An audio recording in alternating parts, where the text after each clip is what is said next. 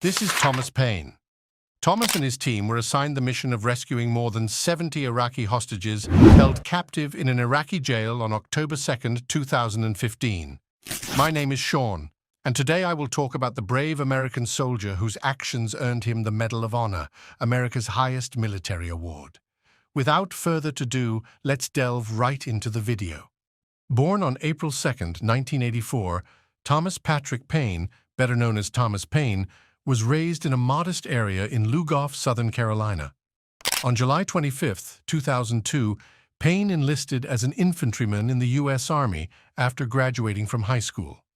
He underwent the Ranger Indoctrination Program, the Basic Airborne Course, and one-station unit training.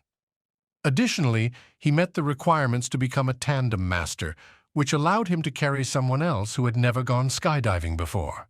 Throughout his military career, he had proven himself again and again on how determined he was to serve his nation. He had been deployed on various stations for more than 17 times in his entire career. He has even suffered severe injuries from grenade blasts while on a mission in Afghanistan. All it took was a couple of months for him to fully recover and hopped on a mission once again. These were just some of the foundations that he needed that helped and prepared him for what is soon to come to him.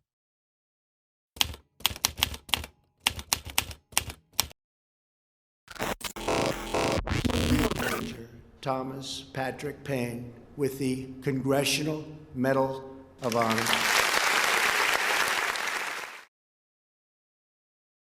It was on the night of October 22, 2015, Thomas Paine, along with the Delta Forces, had teamed up with the counter-terrorism group of Kurdish soldiers, also known as CTG.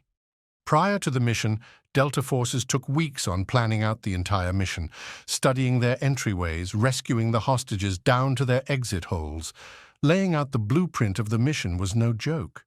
Once the Delta Forces saw freshly dug graves outside the compound, indicating that the hostages would be soon executed, they wasted no time and began their mission.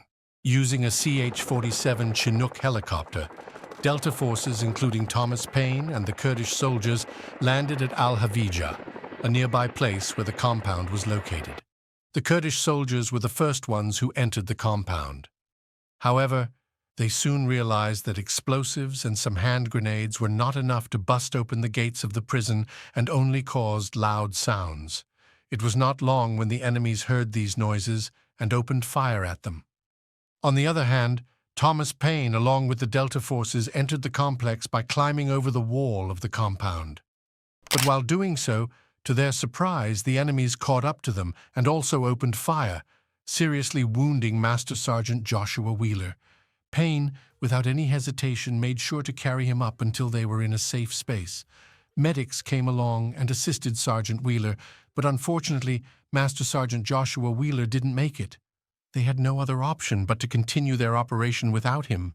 His situation didn't get any better as the enemies relentlessly fired their firearms at them, moreover, hurling stun grenades at them, causing impairment in their vision. Paine encouraged and pushed them despite the difficulties they had encountered, enabling them to enter the building's first story. From there, they have reunited with the Kurdish soldiers and freed over 35 hostages from that floor. Paine ordered his comrades to carefully watch out over them as he assisted the poor hostages. The look of relief and hope could clearly be seen on their faces as they rushed towards the exit. Seeing this was enough for Paine to be even more encouraged and determined to finish the mission. However, this is merely the beginning. The soldiers' work is far from being done. As they were helping the captives farther down the building, one of his comrades on the second floor radioed at him, stating that they needed reinforcement immediately. Paine's squad did not hesitate and responded immediately. However, all hell broke loose as their squad advanced to the second floor of the building. They were faced with even more machineries and firearms. The scene from above was far more intense. Grenades that were being thrown had caused smoke and a huge fire from the building. At this point, Delta Forces were not only fighting against their enemy, but also to the building's huge flames and threatening smoke. Hence, putting not only the soldiers' life in danger, but also the hostages that were held captive. Executing the plan without getting anybody harmed or killed was getting harder and harder. After an enemy fighter detonated a bomb in an attempt to bring the building down, Payne's professionalism and intelligent thinking allowed them to go up on the roof and battle enemy forces below with gunfire and grenades. After that, they descended to the ground to look for another access route. Payne entered the flaming building with a Kurdish commando and faced the intense gunfire from the enemy. Once he realized that the scene was already cleared, he immediately cut one door lock from the cell of the hostages.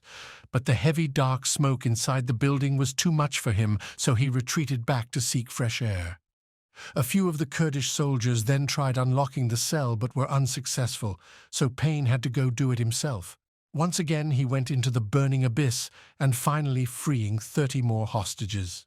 After accomplishing and freed 30 more hostages, they received a message from one of his troops, ordering them to evacuate the scene as soon as possible since the damage to the building had worsened and could lead to a potential total destruction of the building.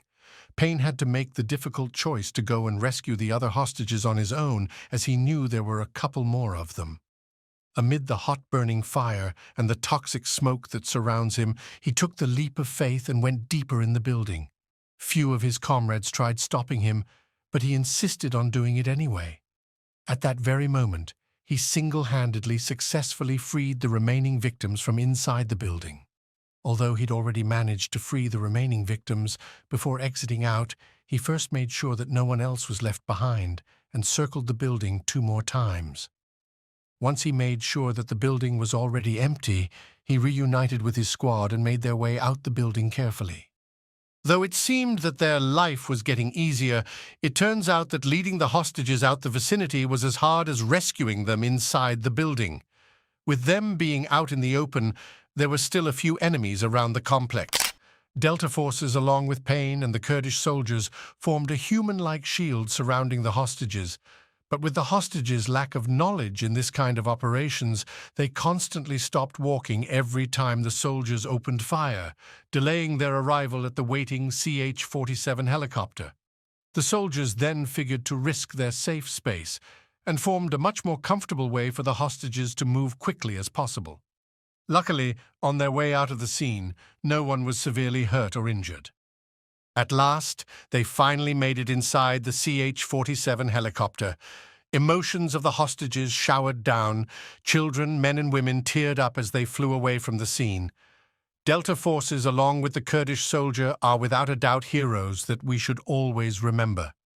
But one member of the troop just stood out from the rest of them. Thomas Payne's remarkable courage and selfless actions played a crucial role in liberating 75 hostages in a challenging rescue operation where 20 enemies lost their lives in the process. This led him into attaining America's highest military award, the Medal of Honor, in September 2020.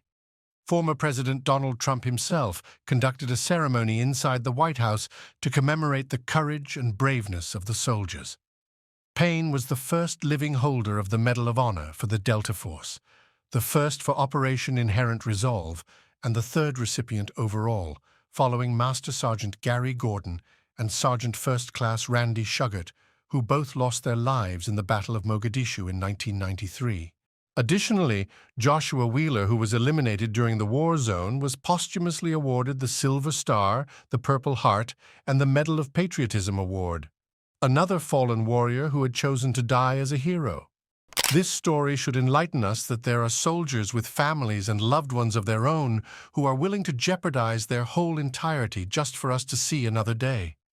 Their selflessness and dedication should remind us of the profound sacrifices made in the name of our safety and freedom, urging us to appreciate the precious gift of each new day and to honor their commitment with gratitude and respect. Hey, thanks for tuning in and spending your time with us today. Be sure to leave a comment down below and let us know your 2 cents out of the situation. If you enjoyed this video, don't forget to hit that like button and subscribe for more content like this. Your support truly means the world to us. Remember to stay curious, keep exploring, and we'll catch you in the next one.